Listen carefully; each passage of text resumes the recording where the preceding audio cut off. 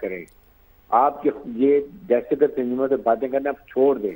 आप एक हुकूमत चला रहे हैं, एक सॉवरन मुल्क चला रहे हैं। इसी वजह से आपसे किसी दुनिया के मुल्क ने आपसे सफारती ताल्लुकात कायम नहीं किए हैं। इवन इंडिया के आपसे सफारती ताल्लुकात नहीं है। कॉमेडी ऑफ नेशन में रहना सीखें।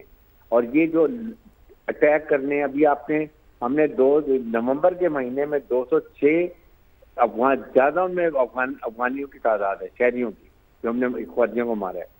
ये बहुत शर्म की बात है इनके लिए। दे थैंकलेस पीपल। हमने कौन कौन से मौके पर इनकी मदद नहीं की है। हमने अब तहैया कर लिए, इनको लॉजिस्टिक्स बोर्ड भी बंद करेंगे, जो इनको आटा, चीनी, गन्ना, फर्टिलाइजर देते हैं। अफगान ट्रांजिट बंद करेंगे, इनके लोगों को आना जाना बंद करेंगे। फिर और इनके अफगानियों को हम इलीगल को वापस करेंगे। फिर इनको समझ आई कर लें इंडिया से तजारत। ये कर ही नहीं सकते हैं। आप देखें 2 हफ्ते के बाद आपके पाँव पकड़ेंगे कि हमने गलती की, हम झंडा सफेद कर रहे हैं। खुदा के लिए ये रास्ता भी खोलो। हमारे पेशेंट भी रह रहे हैं, हमारे स्टूडेंट भी नहीं आना आ सकते, हमारे सारा सामान तबाह हो रहा है। इनको फिर समझ आएगी। आई थिंक एनएफ बहुत हो गया। ये गाना में हमारे बच्चों पर अटैक करते हैं, कभी कहीं अटैक करते हैं। आज भी हमने 22 ख्वाजी मारे हैं बन्नू के अंदर। आप सोचेंगे हमारी सिक्योरिटी फोर्सेज कितनी बड़ी कौमी फरीज़ अदा कर रहे हैं, और वो अपनी जान की परवाह न करते हुए कर रहे हैं इन चीजों। जी हारिस साहब, आई रिक्वेस्ट कि आप हमारे साथ ही रहिएगा। बात करने के लिए हमें ज्वाइन किया है नदीम मलिक साहब ने, सीनियर एंकर पर्सन है। सर बहुत शुक्रिया आपके वक्त के लिए।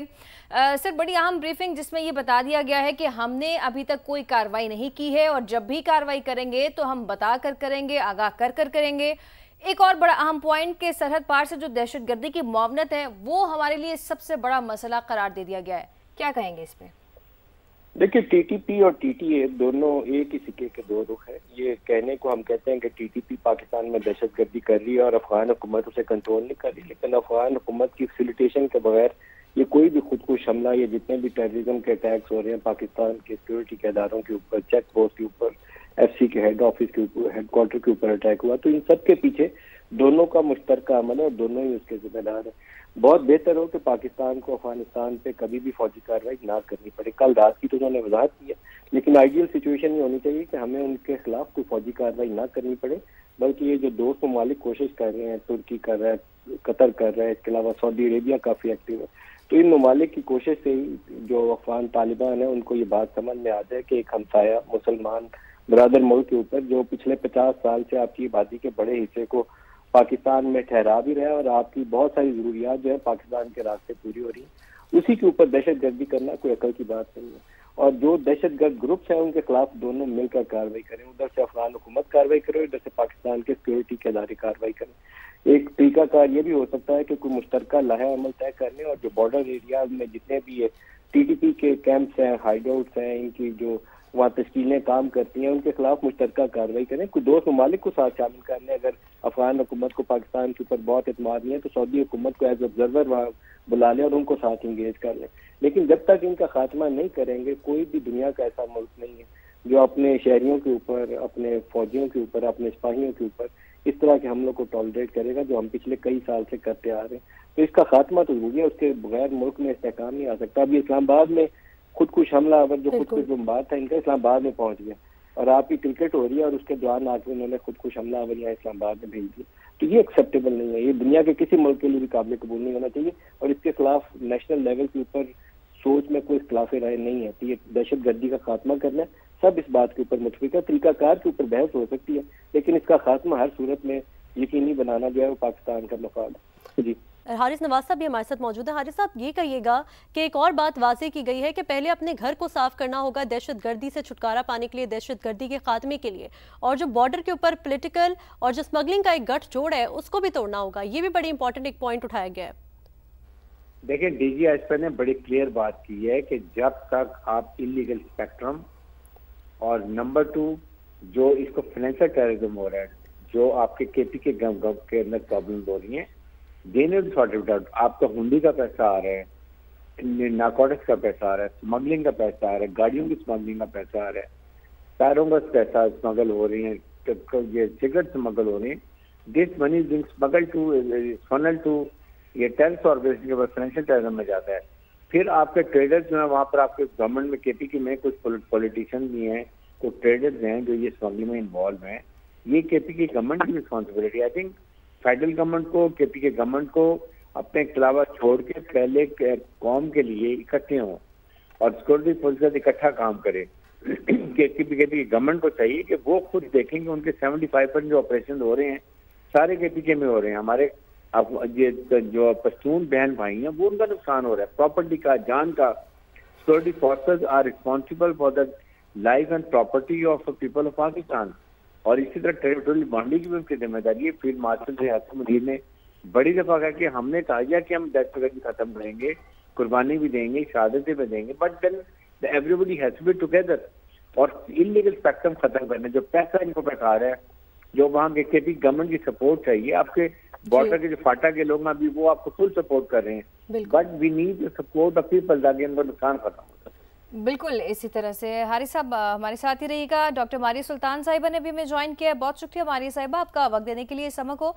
मारिया साहिबा, ये जो सिचुएशन है डेफिनेटली बड़ी क्रिटिकल सिचुएशन है, लेकिन इसमें DGISPR ने जैसे कि वाज़े तौर पर ये कहा है कि हमारी जो पॉलिसी है वो दहशतगर्दी के खिलाफ है, अफगान अवाम के खिलाफ नहीं है। कितना क्लियर मैसेज है ये अफगानियों के लिए कि आम आदमी को हम कोई नुकसान नहीं पहुंचाना चाहते, हम सिर्फ दहशतगर्दी का खात्मा करना चाहते हैं?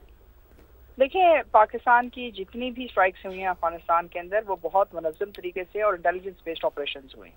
आपने कहीं भी आबादी को निशाना बनाने की कोशिश नहीं की है, जबकि इसके बरक्स अफगानिस्तान की तरफ से हमारी आबादी को नुकसान पहुंचाने की कोशिश की, चाहे दहशतगर्दी के जरिए या डायरेक्ट अटैक्स के जो इस तरफ से हुए। तो अब ऐसी सूरत हाल में हमारे पास कोई ऑप्शन नहीं है सवाए इसके कि हम जो है एक मुनज़्ज़म तरीके से इंटेलिजेंस बेस्ड ऑपरेशन करें, क्योंकि पाकिस्तान किसी सूरत अफगान अवाम के खिलाफ नहीं है और ना ही हम अफगान अवाम को चाहते हैं कि वो इसकी कीमत अदा करें कि जो इस वक्त वहाँ दहशतगर्दी और उनका हुकूमती गठजोड़ है।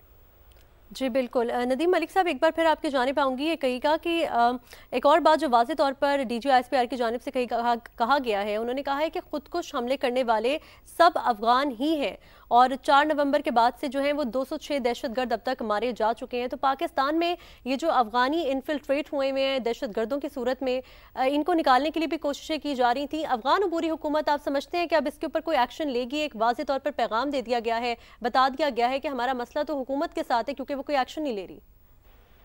अफगान अबूरी हुकूमत से किसी अच्छाई की तवक्को नहीं करनी चाहिए, ना वो इस काबिल है, उनकी कैपेसिटी भी बहुत लिमिटेड है और उनकी इंटेंट भी नहीं है। दो चीजें होती हैं कि एक तो आपकी सलाहियत नहीं है लेकिन आप करना चाहते हैं, तो फिर तो पाकिस्तान मदद कर सकता है, लेकिन वहाँ दोनों चीजें नहीं है, इरादा भी नहीं है, सलाहियत भी नहीं है। तो काम तो पाकिस्तान को करना पड़ेगा खुद से, और उसमें अगर दोस्त ममालिक साथ आ जाए तो एक तनाव में कमी लाने में मदद मिल सकती है कि आप बहुत ज्यादा कशीदगी पैदा किए बगैर इन दहशतगर्द ग्रुपों के खिलाफ कार्रवाई करें।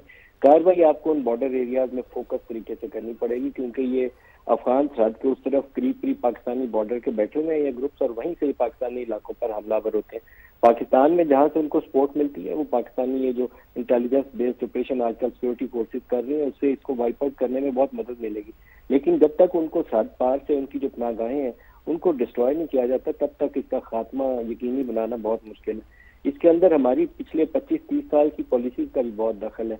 9/11 के पहले भी जो हम ये 77 के बाद ऑनवर्ड सिचुएशन थी सोवियत यूनियन के इन्वेजन के बाद, तो हमने इन ग्रुपों को पाकिस्तानी जमीन को लॉन्च पैड के लिए यूएस फोर्सेज ने, यूएस फॉरेन पॉलिसी की भी यही थी और इंटरनेशनल जो कम्युनिटी है उसकी भी यही पॉलिसी थी कि सोवियत यूनियन को अफगानिस्तान में रोकना है। तो उसके लिए पाकिस्तानी सरजमीन को इस्तेमाल किया गया और उसमें ये ग्रुप बहुत तगड़े हो गए। उसके बाद अमेरिका हमारे ऊपर सैंक्शन में आके खुद तो चला गया लेकिन ये भुगतना हमें पड़ा, और 9/11 के बाद वो दोहरा अजाब नाजिल हो गया। पहले तो ये जिहादी ग्रुप थे, उसके बाद अमेरिका ने कहा सारे दहशतगर्द था। तो अब हम फंसे हुए हैं दरमियान में, हमें इनको वाइप आउट किए बगैर और एक लॉन्ग टर्म स्ट्रेटेजी जिसमें गुड और बैड की तफरीक नहीं होनी चाहिए। आज डीजी साहब ने बार बार ये कहा कि हमारे लिए कोई गुड और बैड नहीं है, लेकिन माजी में हमारे पास गुड और बैड की मिसालें मौजूद है, 90 में भी, 9/11 के बाद भी।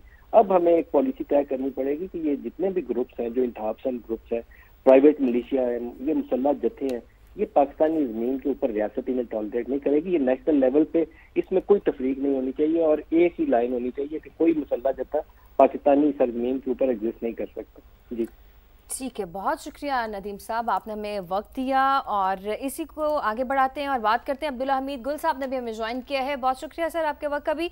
आज एक अहम प्रेस कॉन्फ्रेंस जिसमें बहुत वाज़े पॉइंट्स जो है बताए गए, दहशतगर्दी के हवाले से भी बहुत सारी चीज़ें क्लियर हुई।